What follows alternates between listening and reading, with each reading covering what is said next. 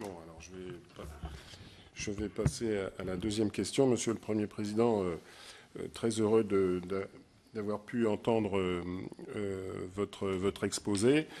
Et alors votre allusion aux fleurs me touche particulièrement puisque j'ai moi-même créé une entreprise horticole, j'ai fait grandir et je l'ai transmise. Donc je sais ce que c'est que l'arrosage par aspersion et je sais aussi ce que c'est que le goutte à goutte. Voilà. Bon. Et vous avez évité les cactus. Voilà. Bon. Mais je sais aussi que créer une entreprise, c'est une chose. Mais comme disait le Premier Président, c'est après que ça se corse, bien souvent, et c'est après que ça peut devenir très, très difficile. Donc il faut effectivement accompagner, parce que déjà quand on s'étonne qu'aujourd'hui en France il n'y ait pas assez d'ETI, il faut déjà que les entreprises aient été créées et tenues la première phase qui est la plus difficile.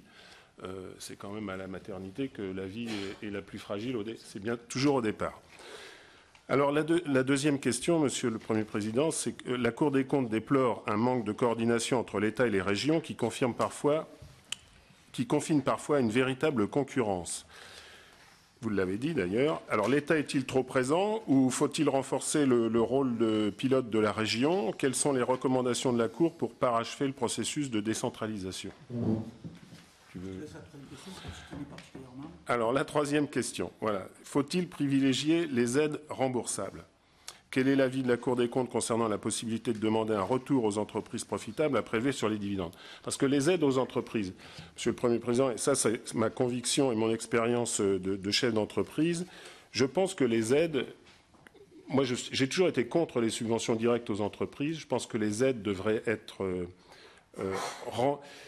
participer à la croissance, à la création ou croissance de l'entreprise, mais quand une entreprise est en moyen à la possibilité de prélever des dividendes sur le résultat de son travail, je pense qu'elle a forcément les moyens, à partir de là, de remettre au pot. C'est-à-dire que ce n'est pas la notion d'aide remboursable, c'est qu'on a été aidé, donc on aide à partir du moment où on est en capacité de prendre des dividendes. C'est-à-dire on aide de nouveau.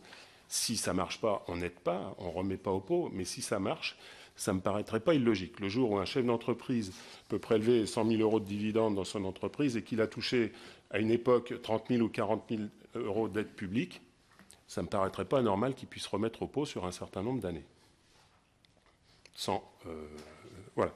Donc, et ce qui permettrait d'y revenir. Et en ce qui concerne ces aides remboursables, les aides, déjà, on a vu le guichet unique, bon, en ce qui concerne les aides administratives, bon, c'est peut-être illusoire, c'est peut-être un doux rêve, mais peut-être aussi que les aides devraient repasser par un entonnoir et être centralisées de façon à ce qu'il n'y ait pas de superposition, comme vous l'avez mentionné dans votre rapport.